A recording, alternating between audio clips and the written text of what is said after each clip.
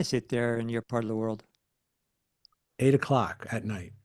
Oh, so okay. We're just getting our Okay. day started here. Yeah. Oh, time. What a trip. Hey, everybody in the chat. Good to see you. Nice to see you. We're back. We took 2 weeks off for some summer fun, family gatherings, camping trips, all that good stuff. But we're stoked to be back today, finally, with Jason Christoff. I'm going to hit record and we're going to get going here. Thanks, everybody, for joining us today on the live chat. We always appreciate the banter. And if you do have any comments for Jason, put them in all caps, and I will, if we have time, try to get to them. Okay, here we go. And speaking of time, Jason, that's perhaps maybe even one of the biggest psyops of all when you find what time is really about, right? Time Oh, zones, calendars, just the absolutely. concept of time period. I mean, you can't dive too deep into this one, so this is going to be a great combo. Okay, here we go. Okay. And boom, we're back for another episode of Alfacast. I'm Mike Winter, and I'm here as always with my good buddy, the doctor on the farm out there on the beautiful South Fork of the Smith River, Dr. Bear Paul Lando, coming to you live and direct from the great state of Jefferson, where freedom still reigns supreme. Enjoying our August summer weeks here. It's just such a beautiful place to be, Bear. We're quite blessed. I got 3 hours of surfing yesterday and then jumped in the river. So I You don't think it gets dog. any better than that. You dog. I was doing farm work and all that all day. So, and as you and I were talking now, we're kind of looking at possible farm expansions into some very good surf areas. So, you may be I, visiting me for the surf pretty soon. I think that should be always our primary focus. It's always been my priority when choosing places to live. Let's just say that. Well, I have my boys are doing the junior lifeguards. My oldest son and his buddy are. So I have an excuse. I'm down there at the beach. I'm very proud of them.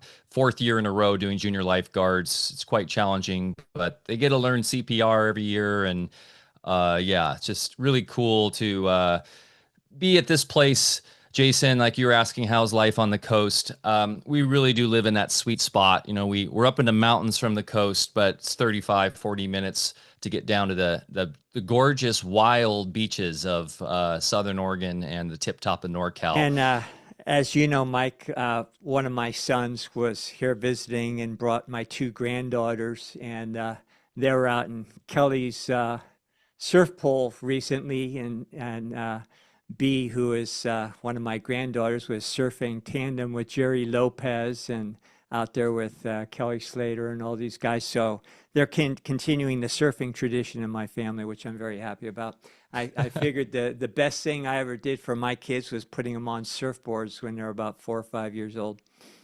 I concur. I concur. And talk about getting out of mind control, which will be a topic today.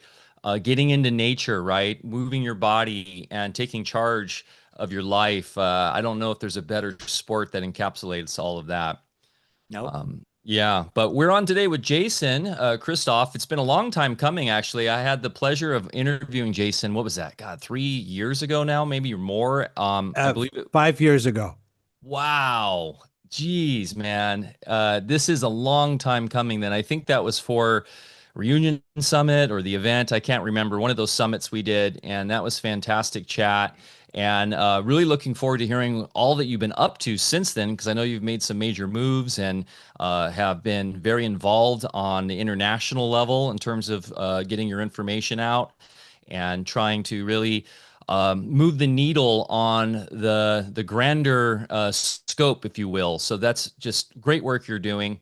It has long been prophesied that the final battle for the souls of men would be waged in the theater of the mental plane. Enter MK Ultra, state-run schools, legacy news, entertainment, science, and every public monopoly posing as providers for medicine, legal, financial, or otherwise services. This vast conspiracy is more real than most can imagine. and any question to the contrary only portends to the depth and breadth of an orchestrated Maya centuries in its contrivance. No matter how informed we become, mind control is a generational strategy upscaled and intensified to suit every historical phase, and none amongst us have escaped its effects. Make no mistake, we are in the end game for complete subjugation at the fancy of a sociopathic few. And the reason why Alfacast continues this thread of investigation with our special guests, which have included MK Ultra survivors and other notables with firsthand experience.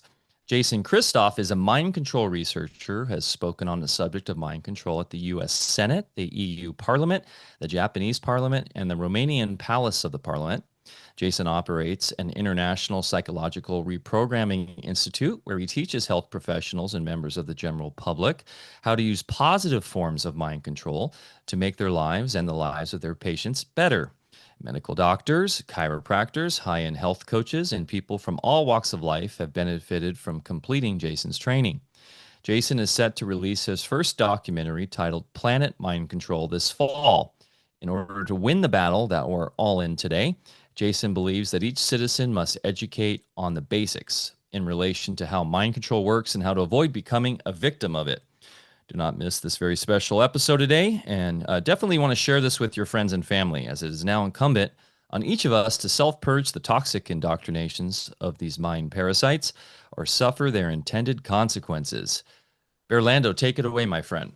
Yeah, and today I especially want to hear the techniques that Jason has developed in order to help people self-purge, because it is a whole ball of wax. And Jason, thanks for being with us. I know you're a busy man, and making time for us is very special. Thank you. Well, thanks, Doc, and thanks, Mike, as well. Thanks for having me on. Do we have enough time to reprogram everybody is the question. By the end of this show, everybody will be unindoctrinated. So, I'm really happy to know that you have origins as a professional in the health and wellness world.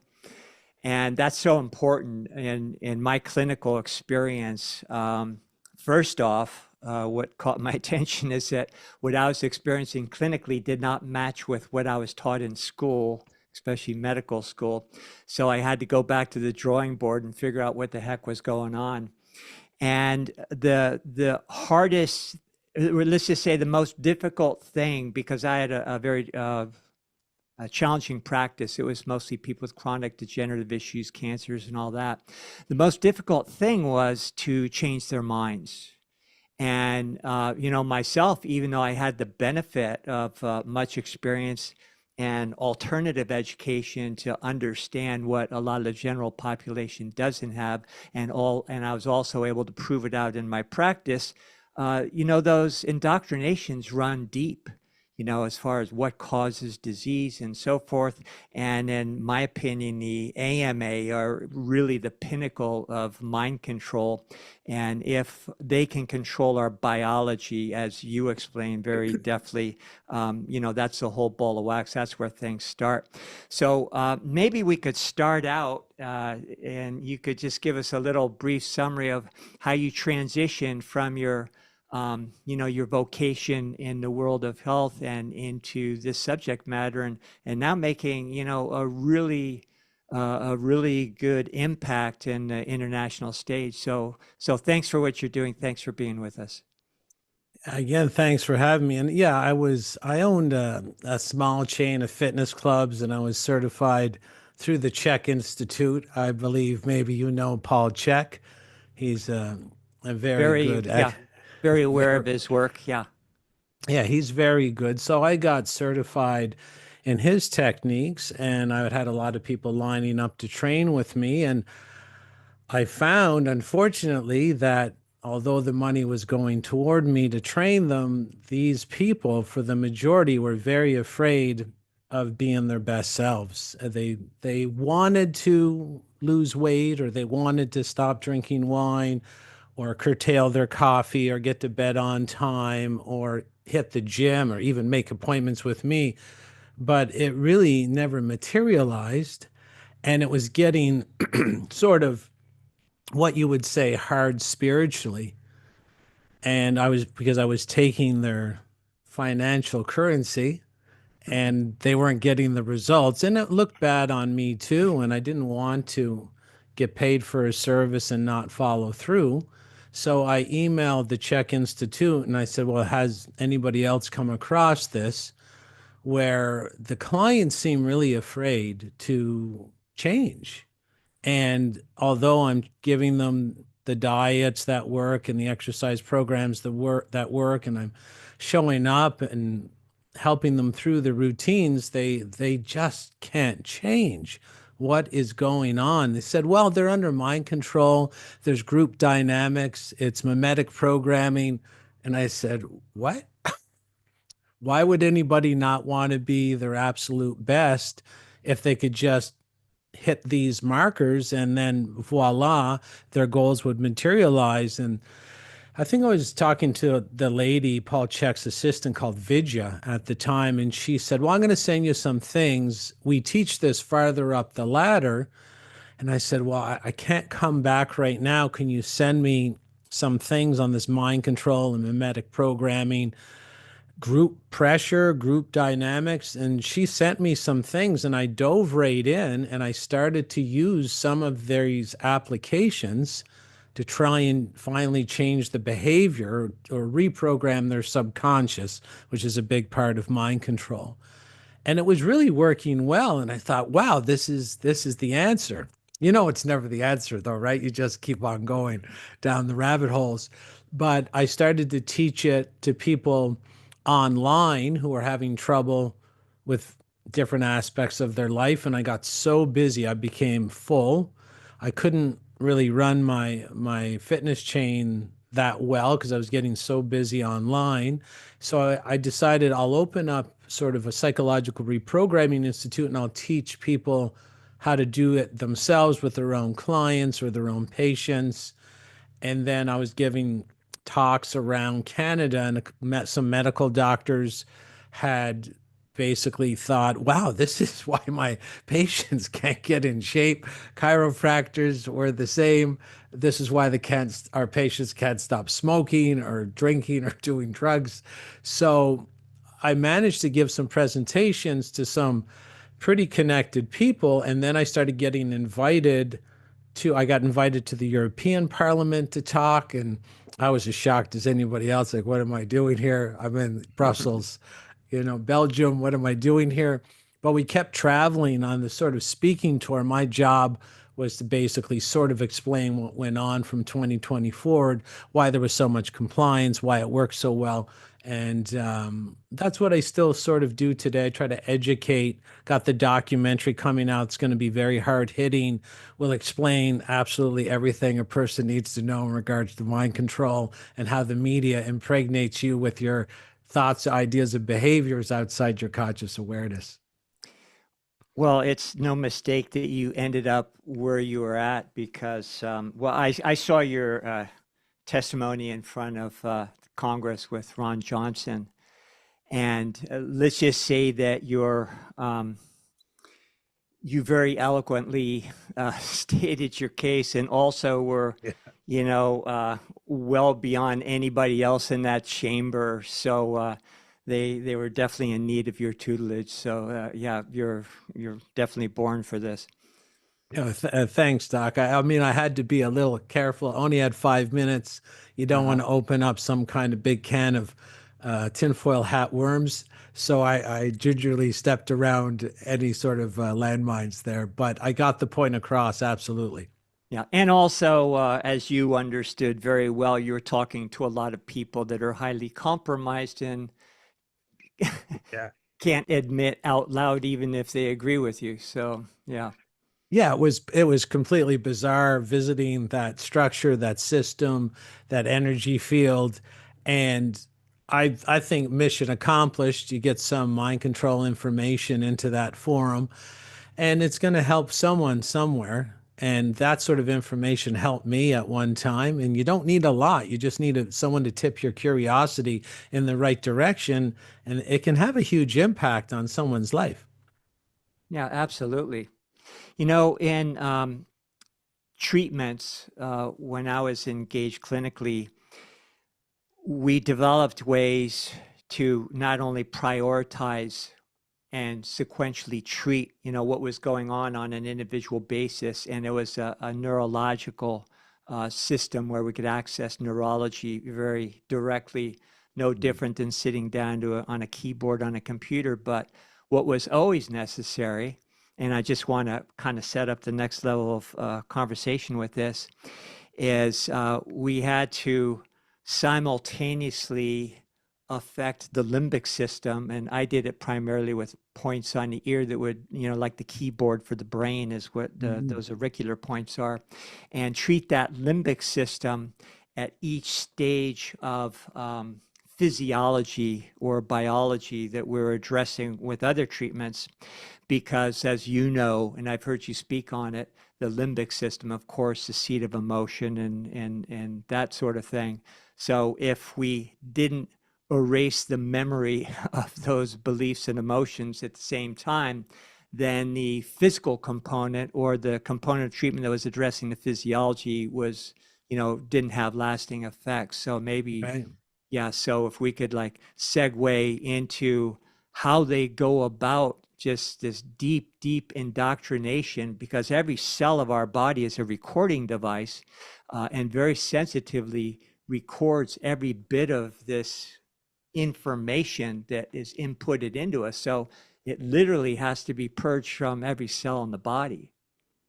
Yeah, and just educating and letting people know that sometimes it sounds far-fetched, but that's where the education comes in, is that first, it's like we're the ultimate biological data centers, that we're downloading everything and it never leaves, that we compile all the data ourselves. So it seems like the outward world at some time is merely a reflection of the inner world. They're doing these data centers, but we're sort of walking data centers. And yeah, for the average person, yeah, they don't know that there is this part of the brain that loves them. It's not malfunctioning. It's there to pick up all the data in our environment, and it does it invisibly. That's where, when I talk to people, I have to educate in that way. So this invisible part of the brain that is operating all the time, we don't know it's operating. It's sort of like our heart beating, like we're not in control of it. And thank God we're not in control of it, because if we had to tell it to beat, we'd probably miss the cue while we're sleeping. So that's sometimes where I start. I will say, okay, there are functions in your body that you don't control, right? And they'll say, yeah. I said, your eye's blinking, if a splinter's coming at your eye from a circular saw, or your heart beating, again, your food digesting. So you got to get them familiar with the concept that, yeah, it's not a foreign concept, that there are things in your body that you don't control. And then you can segue over to, okay, there's this other thing you're not controlling, this data collection system. And there's a reason it exists, and there's a reason it runs outside your conscious awareness. But you have to teach the people that this is the foundation of the mind control. There's an awareness of the ruling group. They know that this invisible data collection system is going on 24 hours a day, very, very rapidly. And the reason we got this loving part of the brain collecting the data is because inside the data, it's going to sound like Peter Thiel here, but on a biological level, inside the data are these secrets. Inside the data for the subconscious is the ability to see what the bigger group is saying, thinking, or doing, or just the shoes they're wearing. What's the most common brand of shoes, and why would it even matter? Why would the subconscious even matter or even care what the most popular brand of purse was, or the most popular brand of shoe? It's because this part of the brain, through trial and error, the subconscious, it knows that it's really safe for you to bond with the bigger group. So it means bonding with the most repetitive content. And not only does this invisible, loving part of the brain, always trying to keep you alive. Not only does it compile the repetitive content, it writes it down and says, okay, these are the most popular ideas, thoughts, and behaviors in the environment we're in right now. And that environment can change. So it's always giving you these pressure signals. And it not only compiles the list, it forces you to adopt the list. And you don't even know either of those two functions are going on. So it's like an invisible control system. It means the environment is sort of controlling your behavior. And the ruling group, they know that. And that's really dangerous for them to know and for us not to know that. Because what they'll do, and they have tried this before, they're control freaks, the people on high, they have given out the commands at times, go manhandle that particular portion of the public down there. I will tell you, the manhandling experiment doesn't work so well. People don't like to be forced. If they're going to put hands on you and try to force you to do something, it never works out for the ruling group because there's not enough of them, and they're really not really a strong group to begin with. So what they have to do in order to maintain their power, and this is the key to, dethroning them, is they have to control the repetitive content in the environment. And you have to give the impression, which is automatic, that the person themselves is making up these decisions and behaviors and ideas organically.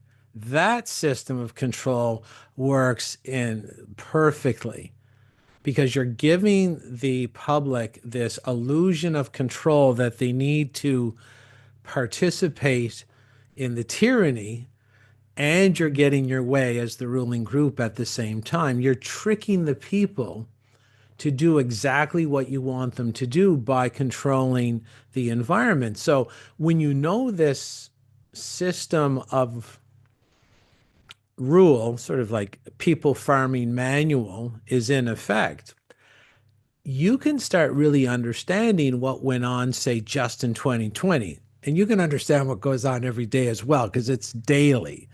They will control the repetitive content, and they'll give you these fake options, because fake options are important to make the people, give them the illusion of control. So you have ABC, CBS, CNN, Sky News, BBC, CBC in Canada, and they sent you home in 2020.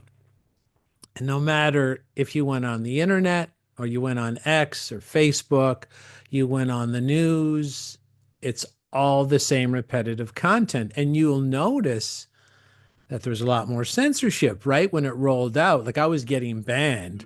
I've been saying stuff so, over the target, I don't even get any strikes or any emails anymore.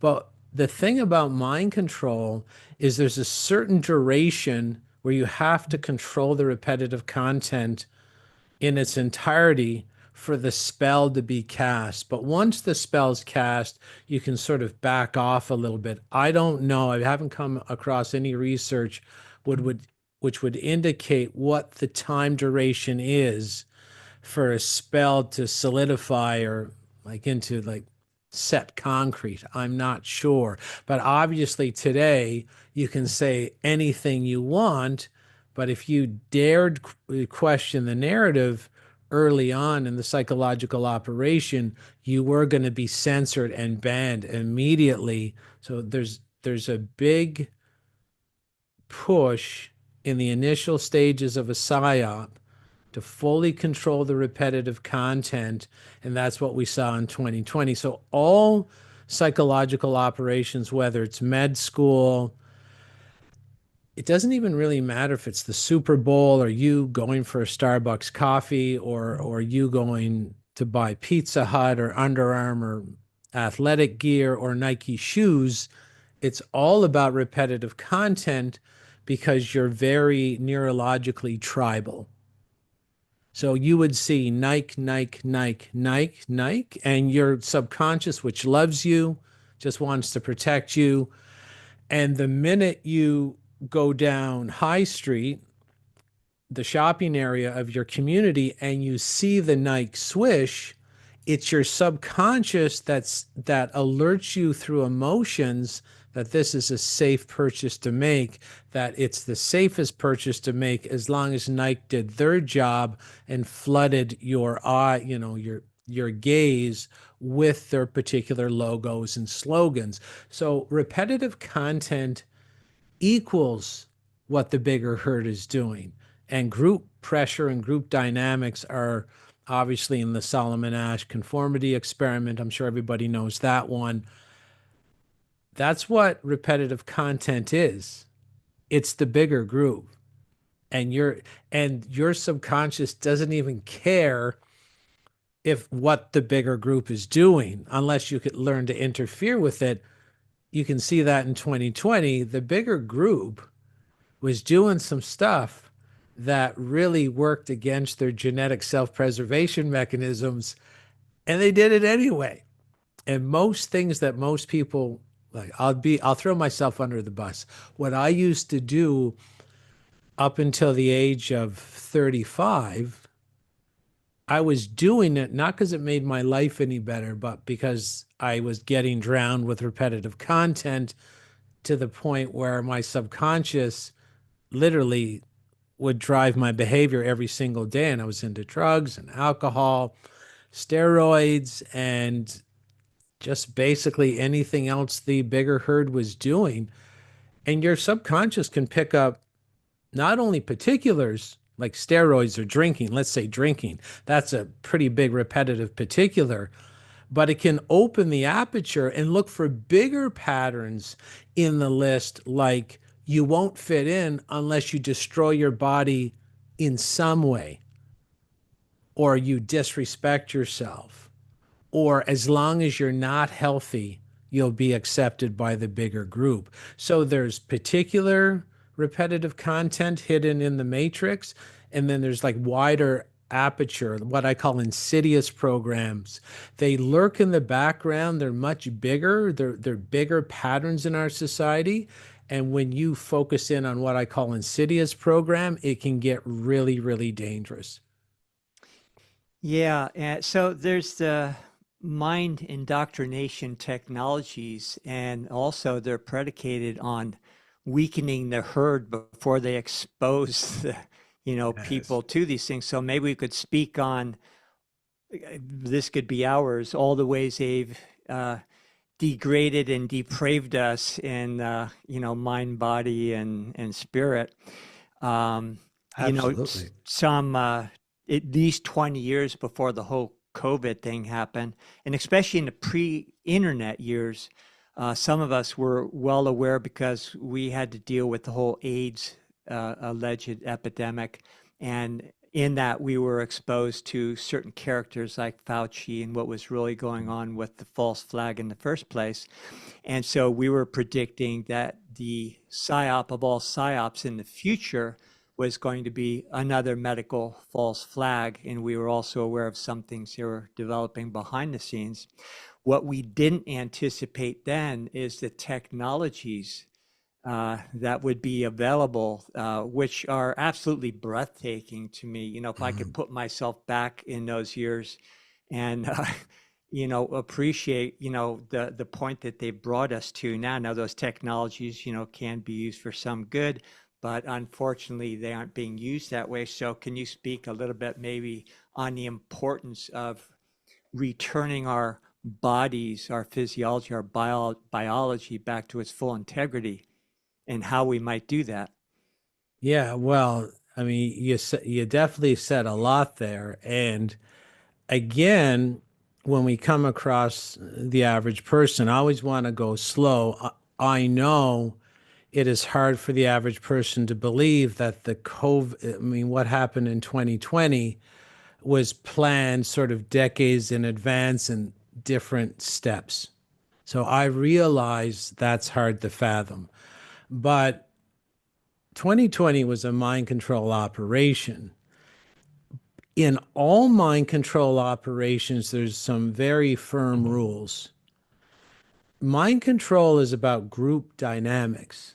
which means you and your subconscious and your neurology is pre-wired to feel better moving with the herd. Now, there's other attributes and characteristics of a psyop that can make you more increase this magnetism in which you're going to run toward the herd. Now, what they did find is that if you were injured somehow, and how they found this, if you're injured, you have this greater magnetism toward the herd dynamic. So why is that? Well, it wasn't complicated. They were studying these trail cameras, and there's many examples like this. So they would find this one lone wolf on the trail camera, protector of the herd. He would sleep up on a hill by himself, walk the trail by himself, and all the other wolves would walk sort of in line. So this lone wolf is strong. But one time they noticed the lone wolf hobbling back on the trail camera. And that night, because the wolf was injured, it didn't sleep up on the hill by itself. It nuzzled its way into the middle of the wolf pack and literally sort of figuratively said, "Hey, everybody, I'm injured. I'm going to need some help tonight from the group because I'm weaker than usual." So one of the factors that can increase what I call the compliance quotient is injury. So poisons injure you. Injured animals need the group more to survive. So if you're a mind control expert and you're going to try and bowl a strike in 2020, and you have decades to plan, and there's so much evidence that they've been planning this for decades, if you're not going to do this alone, you're going to be in a group with behavioral psychologists, you're going to have to look around at each other and say, what are all the factors that increase the compliance quotient? Because they know that only usually 30% of the population will fall ass over tea kettle into any psychological operation. But again, there's these secondary and tertiary factors which can weaken the animal. And poison works real good. So you can see why they were attacking the food supply. Like, I was curious as a kid, why is everything poison? It's poison. Why are they spraying poison on the food? Paul Chek taught me about the fluoride, the pesticides, the birth control pill, the aluminum in the deodorant, everything we talk about as health coaches or anything we talk about in the truth community. But then when I started to research mind control, I'm like, well, there's your answer. There's your answer. Because poisoned animals are injured animals. Injured animals comply with the group more. So you can see in 2020, we had all this weird compliance, well above 30%. And again, when I look at it, there's guilt and shame. They have this whole manual of the secondary and tertiary factors that go along, or they can launch along with the repetitive content that makes the psyop or makes the magic spell bite harder. And one of them is poisoning. And it's so obvious because that's why the liquor stores were still open. That's why in Canada, the weed shops were still open. The gyms were closed. All my health facilities were closed. We were non-essential, as they say. You could still go to all the fast food restaurants through the drive-through because, of course, the viruses don't hang out there. They only hang out at the gyms, right? Or they don't hang out at Costco. They only hang out at the mom and pop shops. So this kind of thing was going on, and other psychological factors that were used in 2020. If you go to Yus Merleau and his great book on mind control called Menticide and Rape of the Mind, basically a great book on how mind control really works, he forwards his understanding of mind control and lets people know the easiest way to mind control someone is get them away from a alternative narrative. You got to train them in isolation. So they trained us in isolation. They put the masking on us, masking to us. But what does the masking do? We know it does many other things, but it also creates an oxygen deprivation, which again injures the animal. The isolation injures the animal. The bad foods and the addictions go up because they know psychologically when you break people's routines and rituals, they become stressed in the limbic system. And if you don't really know how all of this works, you'll not only have a magnetism toward the herd behavior, you're drawn more to the alcohol, more to the coffee, more to the vaping, more to the pornography. And these things all compile into some sort of like a snowball rolling down a hill in a cartoon where the average person just felt this weird neurological push to do as they were told. And in my community, some of my friends even worked at the community centers administering the medicine. And there was a lot of crying after the medicine was administered because there was so much emotion of fear that was allowed to be released because now you were part of that cult. You were accepted. It was like a Freemasonic initiation, the blue degree or the third degree. You just so happy that now you're safe. You're secure. You're with the bigger group. You were finally allowed entry and this big explosion of emotion. So you're right, Dr. Lando. You're exactly right that there is a connection between compliance and unhealthy living. And what's bizarre is they can push the unhealthy living through the repetitive content, right? So there's a cat chasing its tail, if you can envision it right there. They control the content to make you consume poisons that make you weak. And then once you're weak, you're more apt to comply with the next repetitive round of content that they fire out of the media. So you can see how that's not good whatsoever. Yeah, you think? What most concerns me right now is the toxicity. The spraying in the sky, all that, horrible things that's degrading our neurology, especially. But the frequencies are my biggest concern. And a lot of us now, I'd like to hear some feedback from you, are hearing high pitched frequencies all the time. And it's not tinnitus. We know what tinnitus is. And so it's apparent that they've stepped that up. We also know by their own admissions in different avenues where you can see that these frequencies were developed as military grade weaponry in order to modify behavior. And with 4, 5, 6G, whoever, they probably got more than that going on right now. Those are carrier waves that can be modified into really noxious vertical waves that can control physiology and our behavior.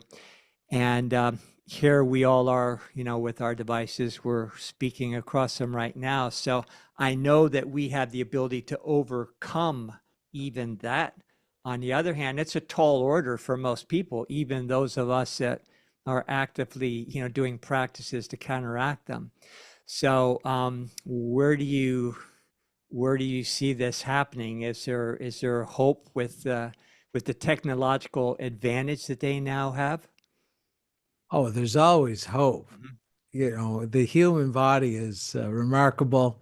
It is God's instrument. If there's a solution, it can be sort of through alchemy, it'll appear somewhere in the world or somewhere in our body. So I always have hope because just the way or just the designer of the body, the design of the body is so good. But as you said, these waves, these wireless communication waves, can be used as weapons. If we go to David A. Hughes, who is a great speaker on the use of wireless radiation to injure the body. So it can be used to injure. It's not always used to injure. There are ways where a controller, a mind controller, through, I think it's called voice of God technology. And I've seen this demonstrated in a classroom. I have the video. It was a professor in, I can't remember, I think it was on the West Coast, and they were playing Hotel California, but no one could hear it. But the professor had, one of these handheld devices with a little dish on it. And as he pointed it to students in the back, they were the only ones that could hear the Hotel California, which I found pretty remarkable myself, even as a mind control researcher. But They what call I that, can, Jason, they call that the microwave hearing effect. And yeah, it's or the Frey effect. And it's a modulated microwave that's absorbed directly into the brain tissue. that sounds safe. That always sounds safe. Purity. Of course. Yeah, they would never use that technology against us. So, yeah, I know from what I see about being in this field of mind control research, you can see through the repetitive patterning where they're always trying to drive us like 3 or 5 years down the road. So what I see with the technology, Dr. Lando, that you were just mentioning, because I know the repetitive content is what drives people's ideas and behaviors, rituals, ceremonies, and customs, you can see a push, not now, but in the future, where they don't, it would appear they're not really interested anymore on sort of the inefficient use of the screens. You might look at it, you might not. You might go to this movie, you might not. You might watch these TV series, you might not. You can tell they're trying to bypass this old repetitive content system, and they're going to go to driving it into your brain tissue directly. And this gets into something called the omega point or the singularity, where some people have different opinions, and there's just sort of biblical opinions of the singularity. But the singularity, to me, as a mind control researcher, I mean, from what I've seen, and I don't want to go quantum physics on anybody because that's not my specialty, but it would appear that the group we're dealing with is almost like the biblical devil that can't create. And it would appear to me that the human, whether they know it or not, is some real special kind of animal where their imagination and what they see can bend or, basically manufacture physical reality. We're some sort of special kind of creature. And for me, the singularity is pumping in the same repetitive content to all humans' brains, which I believe have the ability to create physical reality through quantum physics vibration, and having every brain in the hive mind thinking the same thing. What would happen to physical reality? I don't know, but I think this is what they mean in a sense to their definition of the singularity or the omega point, where everybody focuses at the same time through the Wi-Fi interference. And I believe they're going to try and make everybody think the same thoughts in order to get where they want to go quicker. And I know that might sound, we might have lost half the listeners. Not at all. Not at all. Right. We've actually talked about this for years on this show.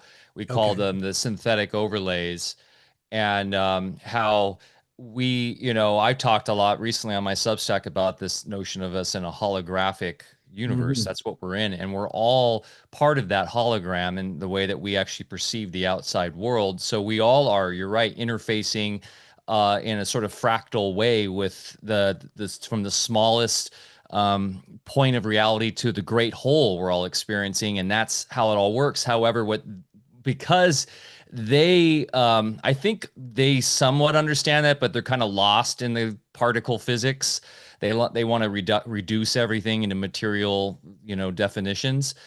So because they know that they aren't God, really, they want to believe they're God, but they can't tap into that, because that is true source, and that can't be controlled through a technology. They are creating a technological overlay, a synthetic overlay, that will then interface with the biology in a way that, as you say, and this is exactly what I think the singularity is. It is like a voice of God type interface where it's going to be just shoving all of that information into the brains. So people, because they're not hip to what you're talking about, Jason, don't actually realize our true power. And so they're going to fall for it. And that is scary. And I think that's where AI comes into play, this transhumanism and all of this stuff. Yeah, I mean, even as a mind control researcher, I look a lot at the words. And when I was in the cinema, I would be curious about coming attractions or trailers as words. I would see coming attraction. Well, it's who's attracting it? Is it the idea that my mind is seeing the image and that I'm some kind of weird magical creature that can create reality through images in my mind? Is the entire audience, are they the instrument by which we're bringing this coming attraction into our world? Or a trailer, they're giving us a trail of images to follow so that we create the reality that's on the screen. Even the word movie reel, REEL, they're trying to make like it real. Whatever's on the Or they're reel, trying to reel us in. or they're trying to reel us into this weird reality that they're showing on the screen. So I've become pretty comfortable with the idea that humans are these magical creatures. And when they say nothing upsets religious people more than equating themselves with God. So I apologize if this offends anybody, but being made in God's image gives us the ability to create. It's always been said the group controlling us are really bad creators, so they got to harness our creation ability. And yeah, I think they're harnessing us through the images, but I think they understand that if, again, they could use the Wi-Fi technology to control what we think or what images we see or what emotions we feel. And I do believe that in 2020, some of the things in the vials were to make us more conducive to electrical conductivity. Yeah. And I think it's very understandable how we are the batteries that they require in order to create their world that they envision. And we're all in the same boat, really. You can look at the sociopaths and look at, who we think just the common people, but it's just a matter of degrees. And we've all been brought into this mechanistic mindset. That's why alchemy was turned into science, and the qualitative side, that whole essence that makes life tick in the first place. Our ability, if we want to throw in a little bit of physics into it, the only thing that can create anything is an electrical event. The only thing that can create an electrical event is consciousness conceiving an idea. Only those created in the image and likeness are capable of creating ideas that then create that electrical resonance that then manifests what the old alchemist would explain very clearly and demonstrate in laboratory procedures and so forth, how that precipitates into matter experience and so forth. I think the difference between, we'll say, us and them is that they have gone down that road so exclusively for so long, since they're the ones that are kind of orchestrating a lot of this for who knows how many centuries, that they've completely lost their tether. And that tether is really fueled by empathy. And that is what makes a sociopath, is they have no empathy. Whereas, those of us, maybe we forgot how things work. We forgot who we were, but we still have that kind of element of empathy, and also the ability to create, to have some unique ideas. And I don't see that other predator class having that ability left anymore. So they have to implant in us, as just as you say, the breadcrumbs that we will then bring into our imaginings, and especially when it happens on a collective large scale, that is going to create our reality. So I don't think this stuff is really rocket science, and it's pretty easy to see what's going on. My question for you is, there's a few folks out there, I think us included, that don't fall for it. Why is that? Well, I've tried to look into it, and all you're going to get is sort of the same number, this 30%, and you'll get people, different scientists, sometimes legitimate. Aldous Huxley said the same 30% one time in an old interview that I saw. And I don't think they know what is the criteria, what are the characteristics. I know personally that I had a very violent childhood, and there was a day where that trauma changed me. And I know it doesn't always change people in the same way. I was so hurt and so beat up and so much in fear and terror as, 7 or 8 or 10 or 12-year-old, because it went on a long time, that it got to the point where I said to myself, I would rather die at the hands of my abuser fighting back right away than to put up with this abuse anymore. So it was a change in my neurology. And I know a lot of people that went through the same trauma and abuse and fear and panic and terror as I did, and they didn't have the same changes I did. They became more compliant as their defense mechanism. And both defense adaptations are problematic, because with my trauma, of course, saying no to authority became problematic. And sometimes I have a hyper arousal, as they would say, to aggressive intrusion into my space, which hasn't served me well many times in my life. And so I've had to learn to control it. But I find a lot of people that decline this had harder childhoods where they had to make the decision.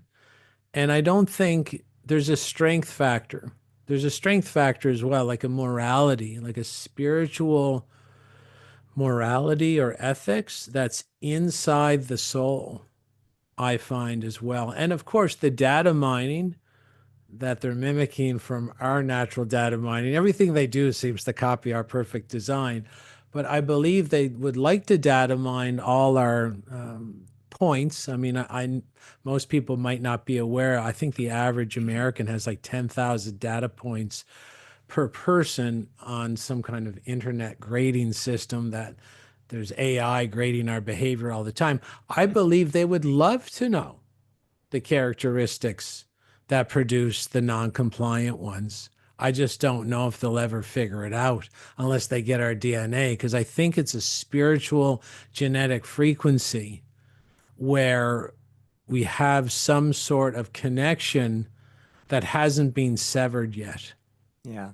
I think on a soul level, some folks are ready to move on, and others perhaps, I mean, if you want to look at it in timelines, which is kind of shallow, but some folks just aren't ready. Fear, we could probably speak on a little bit, because that seems to be the common denominator with everything they do.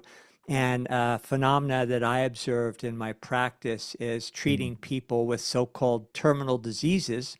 Some of those folks, came in such rough shape that they had reached a point where they're just tired of being afraid.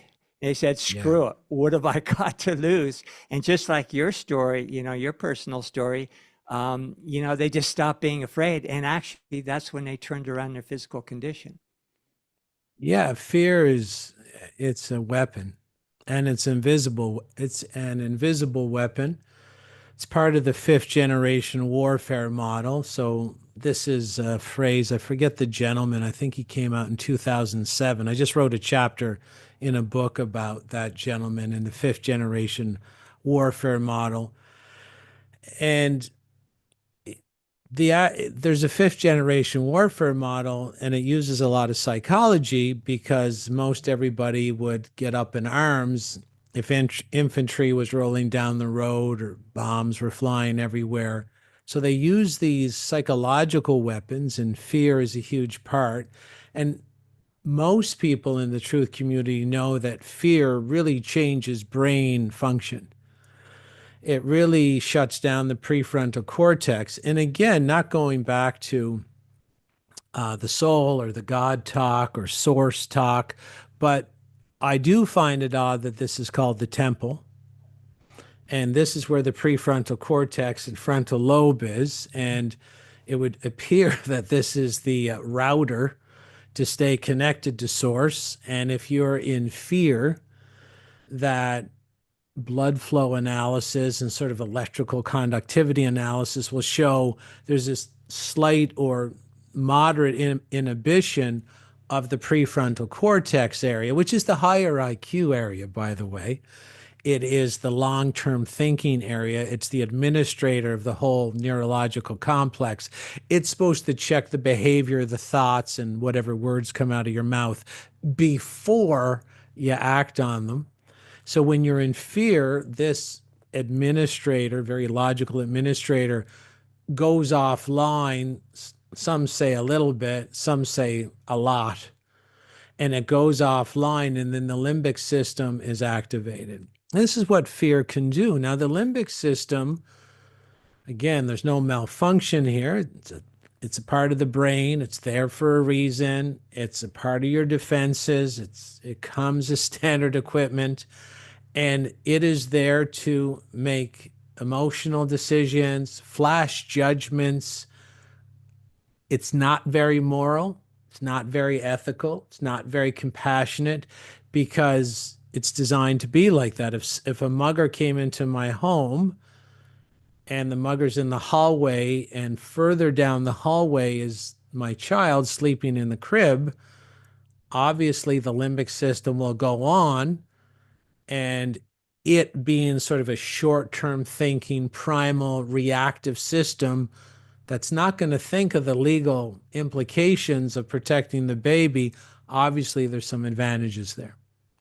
Yeah. So it's not like it's malfunctioning, but it's so low IQ. It is highly primal. It's very obsessed with like sex and shelter and food, sort of just the basics. I even did a overcoming relationship self-sabotage seminar last weekend.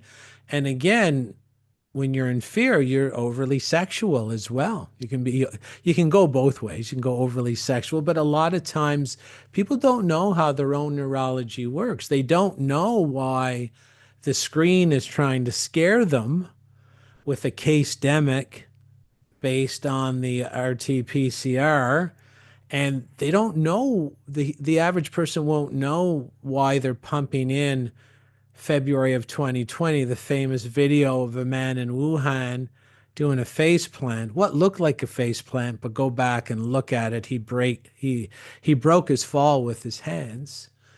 And all the fear, like Elmhurst Hospital is, the bodies are overflowing, the morgue is overflowing. Like Jeff Berwick that time, the crematoriums can't stop pumping. What was in Mexico? That in Mexico, yeah. Yeah. Well, I love the fear breaking it down as false evidence appearing real. Yeah. I mean, there you go with that all that Wuhan nonsense, right? I mean, that's a masterful psyop that they continually do through imagery. It seems like, and I love that we bring up the soul and the spiritual path because I do think that is the way out and it's something we talk about all the time. And it makes me think a bit of George Gurdjieff. Are you familiar with him? The mystic from the East. And so he had what was called the Fourth Way. And I know Bear's very aware of his work. And his whole thing was about how the spiritual path is really conducive to us having an interaction between our consciousness and our unconscious, and that animalistic programming. And so he had actually developed techniques and different pathways for us, like through self-remembering, for instance, which requires a person to become aware of themselves in the present moment. His I am practice, which was a technique involving focusing on the self during quiet practice. And then, of course, extreme physical stuff as well. He was actually quite known to be pretty hard on his students. But my point of bringing this up and my question is, in your research, have you seen that there's a plasticity to the autonomic nervous system, that there's a way to train it, that there's a way beyond just sort of the more ephemeral soul's journey, but a way that, you know, through actual techniques like what George Gurdjieff was diving into, to actually get more connected between our this awareness that you're bringing forward, right, through our consciousness, and to help guide the unconscious in a way to not fall for this stuff? I think education is first. I mean, there are techniques that can calm the system, heal your body. When we're talking about mind control, I mean, if you're always in a state of hyperarousal, you're going to be more apt to be put under mind control. You don't know how to calm your system down. So there are ways to deal with fortifying the body so you're less prone to mind control. But even through education, where you can know how it works, you're still going to have to be hyper vigilant, because I haven't met anybody, including myself, that is completely immune to mind control. If there's enough repetitive content and there's enough emotion behind something, I've found myself many times in my life not only second guessing, but finding out something I believed was wrong, and then having to look back and analyze and saying, well, how did that impregnate you given what you know? Something, and it's usually a high emotional impact. Emotion is sort of the crazy glue that fortifies some sort of belief, a logical belief inside the neurology. And of course, the word emotion is E-motion, electricity in motion.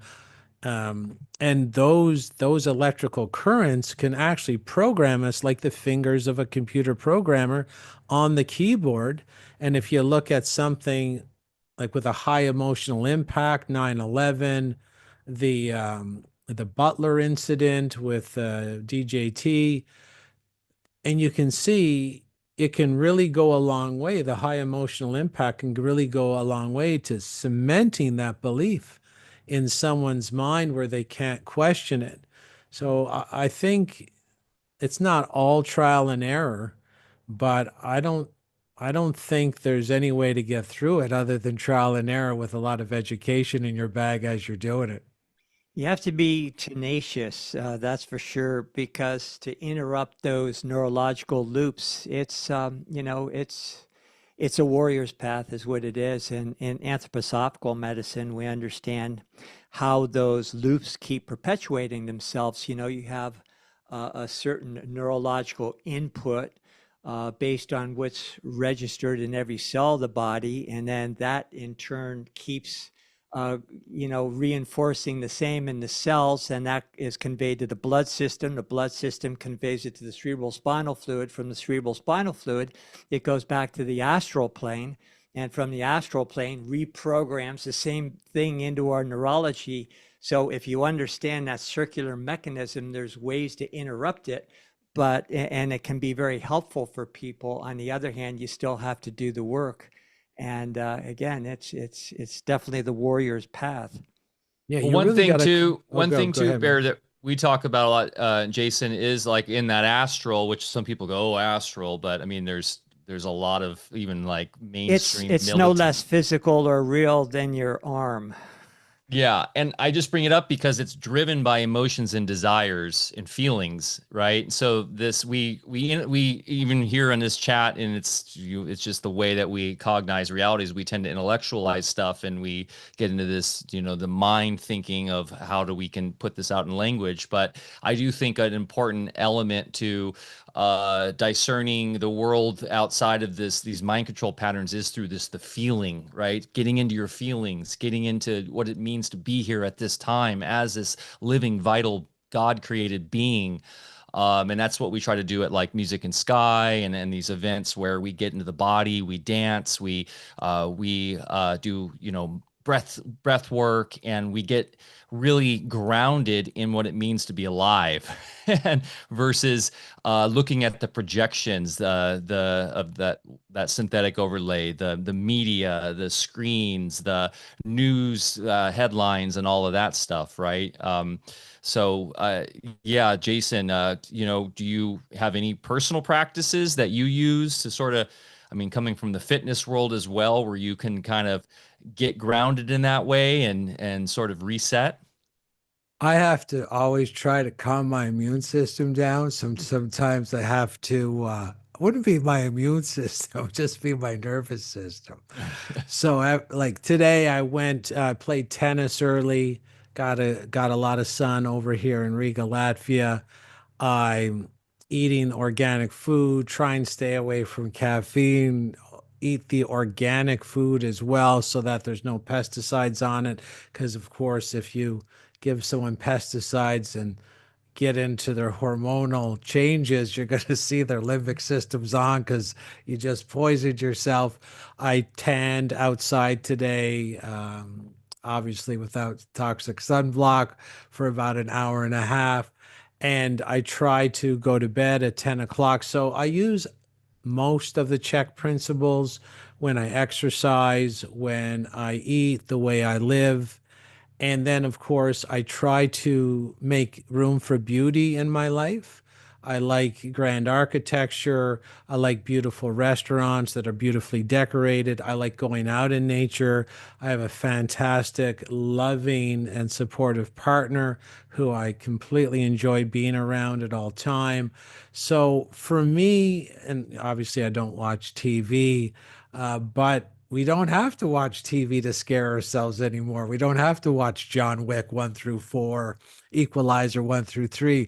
We can just scroll our phones. So I'm more of an anti-scrolling sort of person, and that's a hard addiction to deal with as well. At one time, I don't think I scrolled my phone at all for say 10 years in a row. And then once I started scrolling, I found I'm like picking it up like it's a cigarette. So I've really had to work on that. And I try to surround myself with beautiful vibration, sacred geometry. And if I find my nervous system getting dysregulated, or I find myself getting disassociated, I know I'm probably have to take a break that day and just do things to calm my system. I'm just like everybody else, except I have a little bit more knowledge about the trickery by which they're going to come in and try and change my behaviors, thoughts, or perceptions. Yeah, and if you can make the transition from learning about we're talking about all the techniques that are employed against us, and if you're adult enough to just understand it, then you can um, do many effective things to counteract their effects and take you out of the game. But again, that's where fear comes in because a lot of folks are afraid to even go there.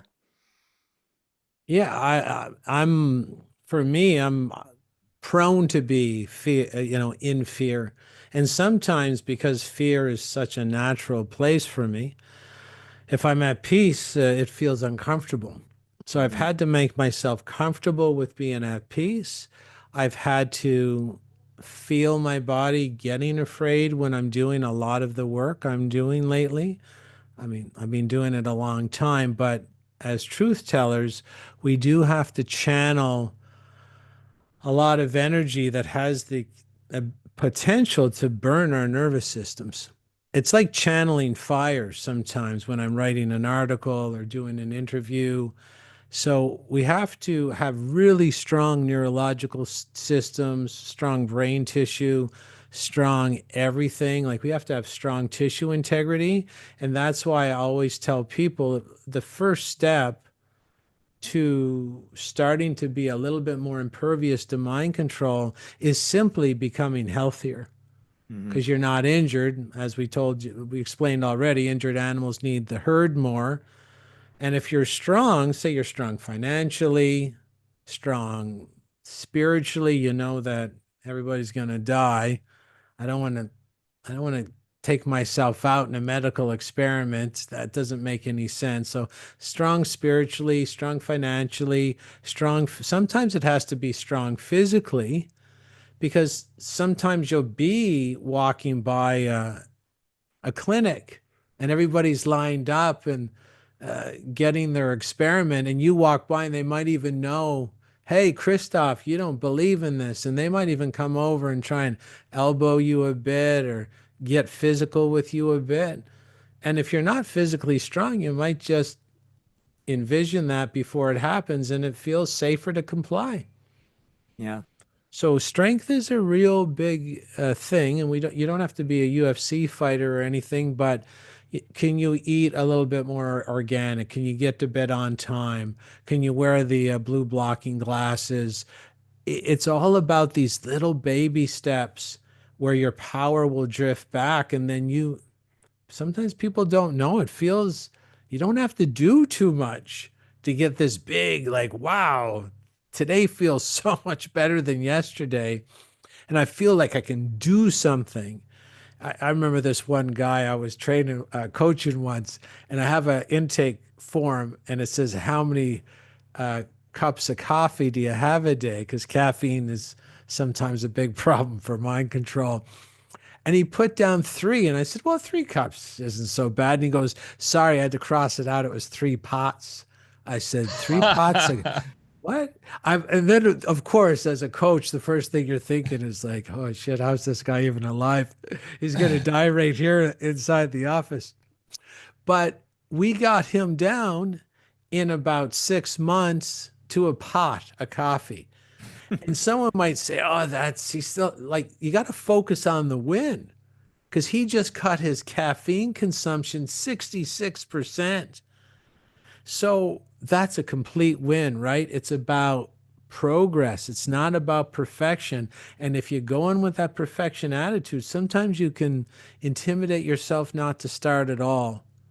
And given the rules of quantum physics and morphic resonance and the McClintock effect, we need your brain waves in the game. We'll take the 66% decrease. We need you contributing. We need you next to us. And yeah, your live event, Music and Sky, and any other live event that anybody has the opportunity to go to it because it's some of the most important energy healing and energy amplification exercises you can do. Yeah, Yeah, I in don't. person. Go ahead, Mike. Sorry. I was just going to say those in-person connections are a great counterstrike to, once again, those synthetic overlays, right? And it's not, you're not there with on your phone and you're not just sort of thrust back into your day-to-day routine. You're breaking that all apart to be in community. And I think that's another thing too, Jason, right? You found some community where you're at that's more traditional, that is slower, that is more grounded and organic. We were talking about before we went on, and that's something that Bear and I have sought out here where we are. We live fairly remote for the United States. I think we're the closest major city is 5.5, 6 hour drive from us. Wow. And so, there's something about though having not only that nature, but then of course, this is all coming back to the fact that we are communal beings. That's why we have this autonomic system. It's so that, right, so that we can survive as a tribe. And of course, as you've been so thoroughly been explained today, they've manipulated that for their own purposes. But I do believe that is a major part, is finding that community that you can find that can support you, that is waking up to this. That's what really Alpha Vedic's all about, is this community. And we're so blessed to have everybody that is on this live stream right now that gets this. So have you found that there, because for me, it seems like there is a general trend of people opting out of all of this sort of mainstream culture, which is really what I think why they're moving so quickly towards like the singularity concept of this technological overlay, because so many people, like I was thinking about recently, like if you look back maybe 50, 60 or 100 years ago and you look at an average, cityscape, say Manhattan, almost everybody looks the same. Everybody's wearing the same clothes, the same hat. The men all look the same. Everybody's reading the same newspaper. They're all engaged in the same political, discussions. It was very much all a singular culture.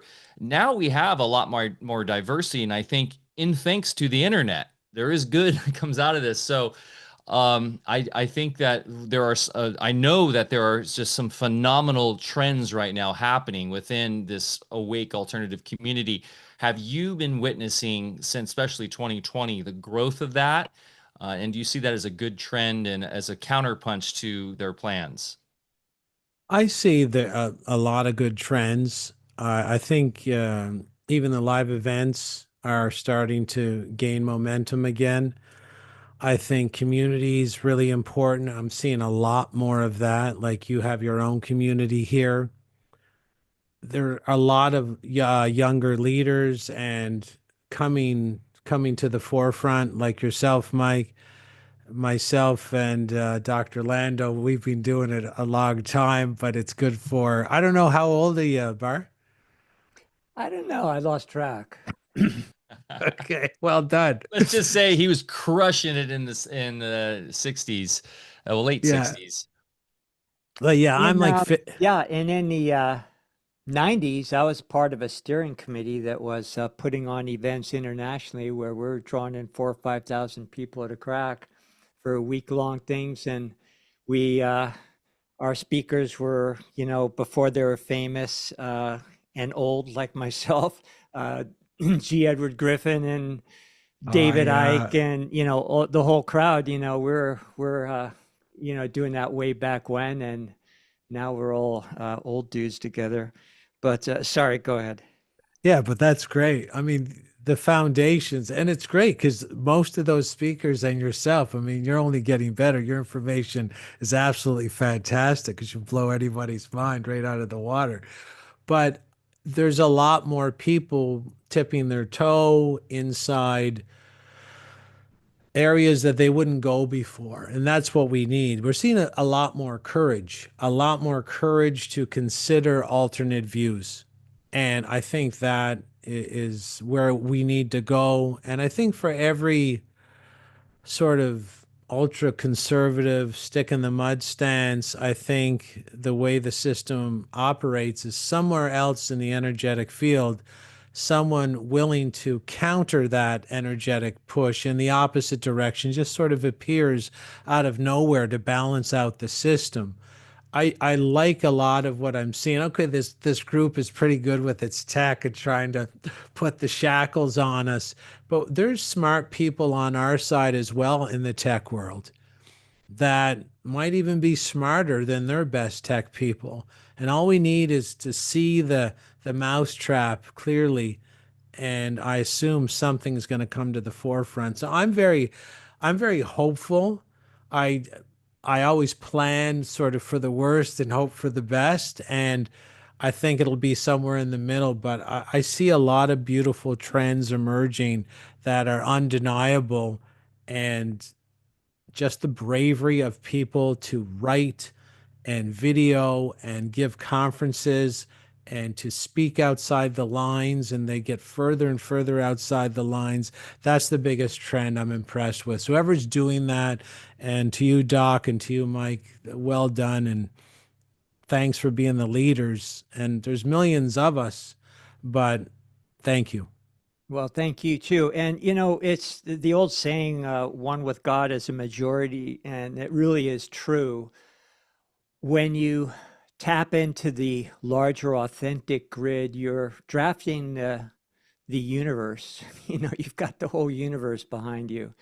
Whereas when you tap into the inauthentic or the artificial overlays, as Mike said, they're like a speck of dust, and it's just gonna, when the sun comes out, the mist evaporates, and that's what we're seeing now. Is one by one, our people are leaving the artificial synthetic grid and tapping into the real thing, and that has so much power behind it. And like you, I'm an eternal optimist, and I know these.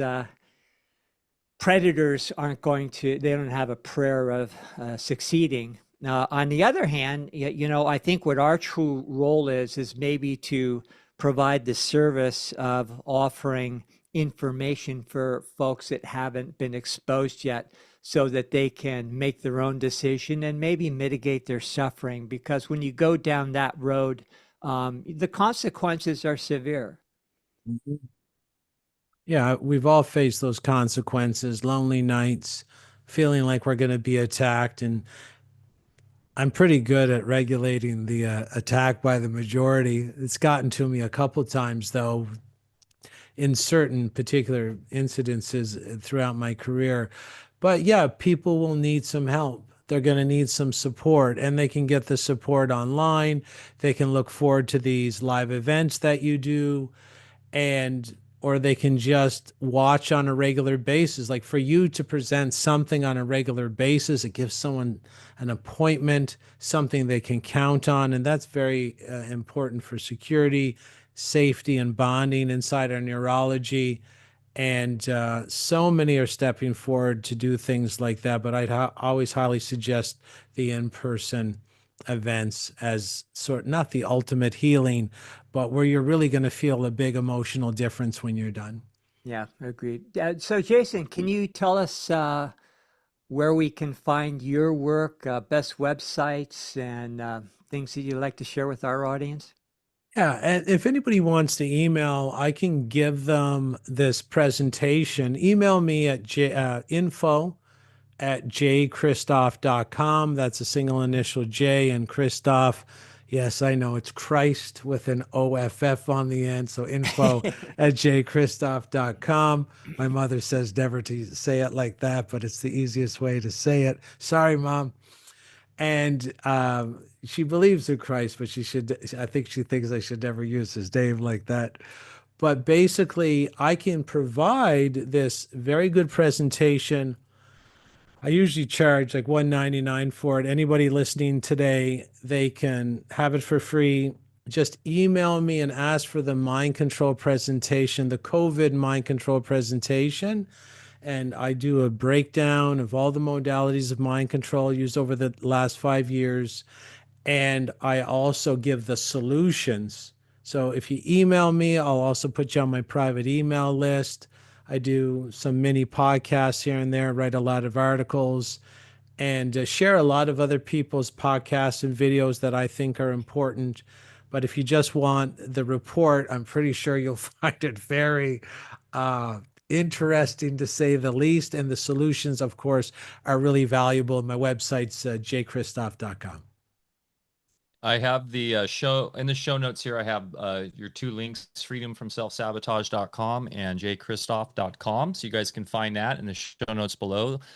And yeah, Jason, you have gone to some major venues, the EU Parliament, the Romanian Palace, the Parliament. And so, speaking to these types of quote unquote officials, right? Have you seen, because in a lot of times in sort of these truther circles, there tends to just lump everybody in a single box. Everybody in government is they. And I think also when we say they so much, we often get the question, who is they? But from your own perspective and experience of going into these venues, have you found that there is no monogamous they, and that there are people that within these institutions that are trying to do good? when we go to when I've gone to these talks, you don't really have enough time to bond with the politicians, but a lot of the politicians are the ones that invited us. And they gave me the stage to speak about what I was speaking about. And a lot of times they would come up and say, I had no idea. So it was really beneficial to go. A lot of them were interested. Like when I spoke at the European Parliament, I was talking to this one assistant and I said, yeah, there's only like 30 or 40 parliamentarians here. And the assistant said, a lot of them are listed inside their office. They just feel a little, they're not allowed to come out and show their support. And I'm like, oh, okay. All right. So you sort of get the inside scoop a little bit. A lot more people were interested in what we were saying than showed at the floor. And the floor was pretty crowded at the EU Parliament. The Romanian Palace of the Parliament, when I spoke, I was the second speaker, and 600 people were there. So there was a good Wow. crowd, and there was good energy and a lot of pushback. In Romania, the uptake of the experiment was only 20%, and sort of with the cultures that have experienced the tyranny firsthand within the last two generations, they're a little bit more resistant to when tyranny comes around the Yeah. bend again. So these were all very interesting venues. I was very happy and excited to talk there. And I'm like everybody else when I was in, say, the U.S. Senate, sitting next to Lara Logan, and my turn came up. I'm just like, yeah, you're here for a reason. Do a great job. God put you here, so make sure you knock it out of the park. Ron Johnson seems to be a pretty authentic guy. I Yeah, I mean, found yeah, him really authentic. I think they have the pressure to stay inside. sure. He has a wider narrative that he can drive his car in. But when you look at someone like Senator Johnson, he's really highlighting the injuries and the Mhm. deaths and the miscarriages of late. That was his last sort of meeting in the Kennedy caucus room. So for him, like, I don't know anything else that's going on there, but I think it's important to save children. And I know when you highlight that kids have been, you know, unalived or injured, I know someone somewhere's not going to go down that path. So I see that the saving of any child is a win because that's the reason I'm in the business. I'm in the child saving business. Whoever saves the most children wins. That's my motto. That's Well, beautiful. good for you for going into their den of whatever it is. I think I'd be inclined to cross myself with holy water before I went anywhere near those guys. Well, and I brought it up because I think they're some of the most mind controlled, Yeah, right? good point. Yeah, the repetitive I mean, just government in general. And I mean, we all know Larkin Rose and HN de la Bote squared. And we know that this repetitive content, that this is a legitimate force. This is not legitimate. We all know that. I mean, we all know that no group of individuals can vote themselves rights that individuals don't have. The most disturbing thing I think I've seen in a few years is a couple years ago, they just passed a bill to continue funding Ukraine. And when it passed, you had everybody in the pit of the pit within the congressional chamber there, all high-fiving and laughing and celebrating. And they looked like a bunch of high school kids, just really juvenile. And I'm like, wow. I mean, not that we expect these people to do anything on our behalf, but it was just seeing this kind of behavior. It was, I just found it disturbing. It stuck with me ever since. Unfortunately, you know, cults are like cults and our groups are different. Cults Mhm. basically really focus in on the front end of the word cult. So any organization that is death centric is a cult. And what you described there, Bar, is that's cult activity. Yeah. High fiving, death centric, philosophy or It's physical yeah. execution. It's not good, and they're probably high-fiving because, of course, you can't steal $20 in the government. You couldn't steal 20, but you could steal 200 billion. All you have to do is write a check, give it to some guy from another country, and then it can't be traced once it leaves your hands. So you can't steal 20 cash, but you can give some other person a check for 200 billion, and you can split all that in the country that you sent the check to. That's why they're high-fiving each other. Yeah. And the difference between a cult and a tribe is within a tribe, the individuality of every single member in the tribe is valued. Correct. As is Wow. life and liberty and freedom and connection and love and children. And this is not what we're getting from the cult that we just referred to. And there tends not to be wild orgies either. Correct. Or what was the name So of the we parties? can't do that in a tribe? What was the name of the Diddy parties? It was freak-offs. There's Yeah, no right. freak-offs in a tribe, only in a cult. But he did get cleared, in his trial there. So I guess Of course, he must be innocent. As you do, of course.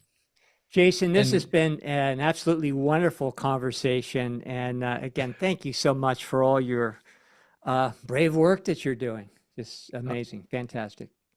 Always a pleasure. And we'll just keep going out and trying to spread information, save as many kids as we can. Yeah. Beautiful. Hey guys, go follow Jason's work, jchristoff.com, and go support this man. And we appreciate all the time today in the live chat. It was awesome. There was one question we can end on from Dawn Lester. I did want to get to it. You're talking about how this idea of trying to manipulate everybody's minds together, but then there also seems to be like this sort of trying to I got to go back to the question, but breaking apart everybody too, like conquer and divide, this conquer and divide strategy. How does that work when they're trying to, it seems like they're often confused with what they're trying to do. In other words, like they're trying to conquer and divide, but then they're trying to get everybody in one place too. Well, I think the divide and conquer is just to sort of have a confusion-based mechanism. Confusion is a necessary part of mind control, so confusion and chaos. And as they sort of build the e-prison around us, put up all the towers, and maybe, I don't know for sure, but maybe the ingredients are conduct a lot of electrical current a lot more efficiently. I think, again, you're going to see the divide and conquer, but I think that's just to keep us confused, running around and fighting and focusing on each other. And of course, you have to create the enemy out of your neighbor, because if you ever realized all of us have the same enemy and you could fit them all in one small office tower, they would be done. But they are driving toward a situation where they're going to just say, now you know who we are. We don't think you can do anything about it. I think that's going to be a big misstep on their part. I think we're there. Yeah. Yeah, we're getting close. Well, thanks so much, Jason. I really appreciate how succinctly you lay all this stuff out, and you do a great job at it. We really appreciate you. Guys, thanks so much again for joining us today. We'll be back next week, Thursday, 10 a.m. We'll see you then. And remember to get outside, get your feet in the dirt, go plant something, go show Mother Nature some love. She'll show it back in spades. We love you all, and we'll see you next time. Peace.